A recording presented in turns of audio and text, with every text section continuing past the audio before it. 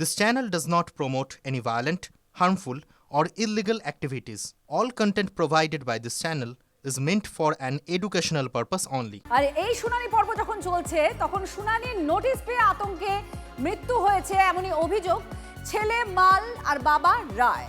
পদবী বিভ্রাটে এসআইআর শুনানিতে ডাক দেওয়া হয়েছে। শুনানির নোটিশ আসতেই আতঙ্কে মৃত্যু হয়েছে মুর্শিদাবাদে এমনই দাবি। হৃদরোগে আক্রান্ত হয়ে মৃত্যু হয়েছে হরিহরপাড়ার নিমাই মালের।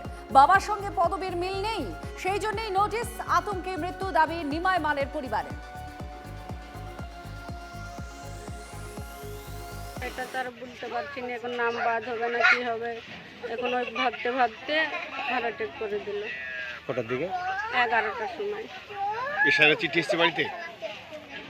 হ্যাঁ, ওই ফোন করেছিল দিয়ে ওই কাগজ নিয়ে যাওয়ার জন্য।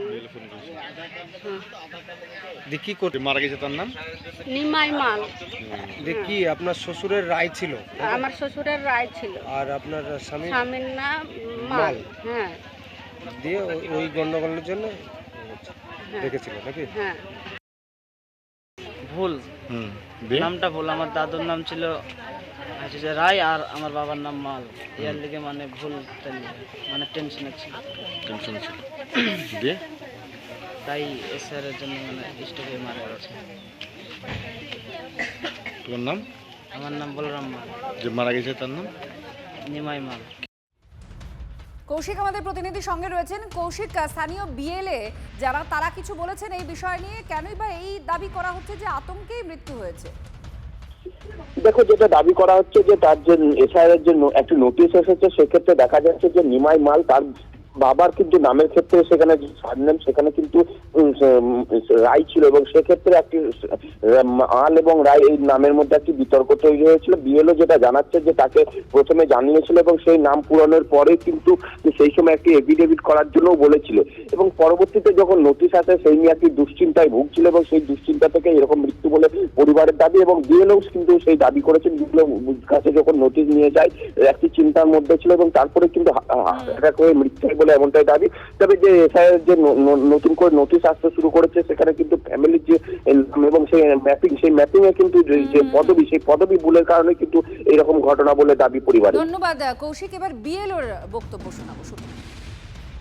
রায় আর মালে একটা ডিফারেন্স ছিল। আমাদের মোবাইল অ্যাপসে এটা কারেকশন করার জন্য বা সংশোধন করার জন্য আমাদের কাছে খবর এসছে। এটা করার জন্য ওদের বাড়িতে আমরা খবর দিই, ফোন করি। তারপর আজকে সকালে ওরা ফোন করে তার আপনি কাগজপত্র নিয়ে আসুন, যা আছে আপনার আধার কার্ড ভোটার কার্ড আছে হয়তো করে দেবো। আমি সুস্থ হয়ে ওদেরকে বলেছি যে না, যে কোনো গণ্ডগোল হবে না, যা আছে হয়ে যাবে সব। ওইসব খোঁজাখুঁজি করতে করতে ওরা চিন্তা ভাবনা হয়তো করেছে কিছু একটা, যে এই কাগজ যদি দিতে না পারি তাহলে হয়তো আমার হয়তো কিছু একটা হয়ে যাবে। এই চিন্তা ভাবনা করার পর হার্ট অ্যাটাক করে মারা যায়। চোপড়ায় বিএলওর অস্বাভাবিক মৃত্যু হয়েছে। এসআইআর এর কাজের জন্য মানসিক চাপ আর অসুস্থতা থেকে এই মৃত্যু। বিপিন তপ্পর এমন দাবি তার পরিবারের। দেহ পাঠানো হয়েছে ময়না তদন্তের জন্য। গতকালই মৃত বিএলওর বাড়িতে যান রাজ্যের মন্ত্রী গোলাম রাব্বানি, পরিবারের পাশে থাকার আশ্বাসও দেন। সংখ্যালঘুদের সিংহভাগই মুখ ফিরিয়েছে শাসকের থেকে। দুবরাজপুরের তৃণমূল নেতার এই দাবি শোরগোল রাজ্যে। হুমায়ুন কবিরের বাবরি মসজিদ নিয়ে উদ্দীপনা দেখে দাবি শাসক নেতার। তৃণমূল নেতা তেজাম্মুল মণ্ডলের সংখ্যালঘু মন্তব্য নিয়ে এখন জোর চর্চা চলছে। দলের নেতার দাবিতে কি অস্বস্তি বাড়বে শাসক দলে? 26-এর ভোটে তৃণমূলে ফ্যাক্টর হবে সংখ্যালঘু ভোট? শাসক নেতা মুখ খুলতেই তৃণমূলকে বিঁধেছে বিজেপি। সংখ্যালঘুদের চোখ খুলেছে কটাক্ষ বিজেপি বিধায়কের।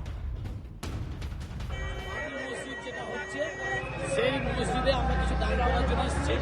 আর এখানে যা দেখলাম তাতে আজকে জুম্মা নামাজে প্রায় 1.5 লক্ষের উপর লোক হয়েছিল। এখন মসজিদটা আমাদের ইট দেখলাম প্রায় 30 থেকে 35 লাখের উপর হবে। আমরা যা দেখলাম দেখছেন, এখন যা দেখছি মুসলিম সমাজ যা একত্রিত হয়েছে তাতে মুসলিম ভোটার কিন্তু এবার অনেক তৃণমূল থেকে মুখ ফিরিয়ে দিয়েছে। তৃণমূল কংগ্রেস এতদিন ধরে সংখ্যালঘু মানুষগুলোকেও ভুল বুঝিয়ে রেখেছে, তাদের চোখ খুলছে, যে কারণে আজকে তৃণমূলের মাথা ব্যথার কারণ হয়ে গেছে। আগামী নির্বাচনে এর জবাব বাংলার মানুষ দেবে, সংখ্যালঘু মানুষরা দেবে।